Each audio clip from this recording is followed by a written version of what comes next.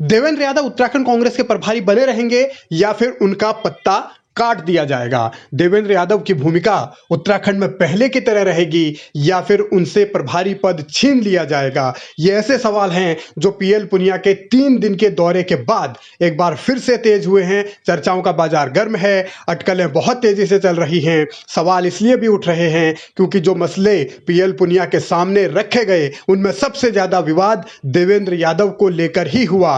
हालांकि कांग्रेस के कई नेताओं ने कुछ नहीं बताया बाहर, यानी मीडिया के सामने कुछ नहीं बताया, अंदर की बातें हैं कहकर टाल गए। लेकिन द्वाराहाट से कांग्रेस के विधायक मदन बिष्ट खुलकर बोले, बहुत कुछ बोले और कुछ ऐसा बोल गए जिससे कांग्रेस खेमे में खलबली मचना तय है। और उन्होंने कुछ ऐसे सवाल उठा दिए जिनका जवाब शायद पीएल पुनिया के पास भी नहीं रहा होगा और जिनका जवाब शायद दिल्ली दरबार जब रिपोर्ट जाएगी तो उनके पास भी नहीं होगा। और इन्हीं जवाबों को लेकर अब इंतजार किया जा रहा है। देखिए, प्रभारी को किसी के साथ पार्टी नहीं बनना चाहिए। प्रभारी हमारे स्टेट का प्रभारी है। ये नहीं कि वो 4 लोगों के साथ में रह के या 4 लोगों की बात को रह के उनका वो करे।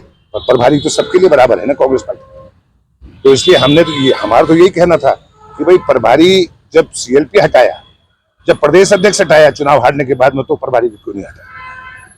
देवेंद्र यादव जब से उत्तराखंड में कांग्रेस के प्रभारी बने तब से पार्टी मजबूत हुई या फिर कमजोर हुई, इसे लेकर अलग अलग तर्क हैं। एक तर्क पहले प्रीतम सिंह का समझिए। 2022 के विधानसभा चुनाव के नतीजे आने से पहले प्रीतम सिंह लगातार देवेंद्र यादव की तारीफों में कसीदे पढ़ते थे, उनकी तारीफों के पुल बांधते थे। लेकिन नतीजे आने के बाद वही प्रीतम सिंह खुलकर देवेंद्र यादव के खिलाफत कर रहे हैं, उनके खिलाफ बयानबाजी कर रहे हैं। ये वही देवेंद्र यादव हैं जिनके खिलाफ 2022 विधानसभा चुनाव के दौरान पूर्व मुख्यमंत्री हरीश रावत ने मोर्चा खोला था, मगरमच्छ तक की संज्ञा दे दी थी, बहुत सारी बातें कही थी। हरीश रावत ने कहा था कि उनके हाथ पैर बांध दिए गए हैं। तो ये एक ऐसी स्थितियां हैं जो देवेंद्र यादव को लेकर कांग्रेस में नेताओं के बदलते हुए रुख को बताती हैं। और सवाल ये कि जब कांग्रेस के भीतर घमासान मचा हो, झगड़ा चल रहा हो, पार्टी के नेता एक दूसरे की कुर्सी छीनने की कोशिशों में लगे हों, लड़ रहे हों, तब बीजेपी तंज कसना उसके लिए बहुत आसान हो जाता है। क्योंकि कांग्रेस का आंतरिक मामला है। अच्छा होता कांग्रेस उन विषयों को रखती जिन विषयों के आधार पर सरकार को दिए गए उनके सुझाव का इम्प्लीमेंट हुआ हो। मुख्य रूप से पूरा वर्ष भर आंतरिक द्वंद्व से कांग्रेस जूझती रही और एक व्यक्ति जो बनता है उसका दूसरा विरोध करता है। ये उनके यहाँ एक प्रकार से संगठनात्मक ढांचे का स्वरूप बन गया है।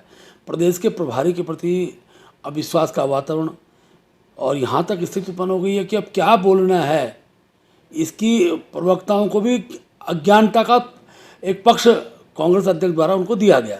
तो आशा यही है कि जब आंतरिक द्वंद्व होता है उसके पीछे कारण क्यों नहीं होता है कि जो इश्यूज होते हैं, जो जनता से जुड़े मुद्दे होते हैं, जब उन मुद्दों का ख़रास हो जाता है, वो मुद्दे किसी दल पर रहते नहीं हैं। और भाई हमारे लिए भी दुर्भाग्यपूर्ण स्थिति कि मुख्य विपक्षी दल है आज मुद्दा विहीन इस राज्य के अंदर बन गया।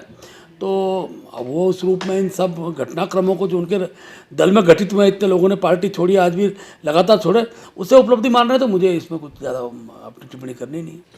कांग्रेस के भीतर लड़ाई अनुशासन की नहीं बल्कि लड़ाई कुर्सी की है। और कुर्सी की इस लड़ाई में कौन क्या कह रहा है, कौन क्या सोच रहा है, कौन क्या समझ रहा है, ये समीकरण बहुत अहम हो जाते हैं। प्रीतम सिंह प्रदेश अध्यक्ष भी थे, फिर नेता प्रतिपक्ष भी बनाए गए, फिर दोनों पद उनसे जब छिन गए तब वो अब अलग अलग तरीके से अपनी सियासी बिसात बिछाने की कोशिश कर रहे हैं। और देवेंद्र यादव के खिलाफ उनका खुला हुआ मोर्चा बताता है कि कहीं ना कहीं विवाद हुआ है। और वो विवाद तब से हुआ जब से प्रीतम सिंह नेता प्रतिपक्ष पद से हटाए गए। अब देवेंद्र यादव की भूमिका को लेकर प्रीतम की राय चुनाव से पहले और चुनाव के बाद वाली अलग अलग है। तो देवेंद्र यादव अब उत्तराखंड में कांग्रेस के प्रभारी बने रहेंगे या नहीं बने रहेंगे, यह आलाकमान को तय करना है। लेकिन देवेंद्र यादव के बहुत बड़े हिमायती उत्तराखंड कांग्रेस के प्रदेश अध्यक्ष हैं जो ये कहते हैं कि उत्तराखंड में जो भी हो रहा है, कांग्रेस जो भी कर रही है, वो देवेंद्र यादव के ही कहने पर कर रही है। सवाल ये कि जब प्रभारी ही सब कुछ कर रहा है तो फिर प्रदेश अध्यक्ष की भूमिका क्या रह जाती है, प्रदेश अध्यक्ष की जिम्मेदारी क्या रह जाती है? क्या कोई बाहर का नेता आके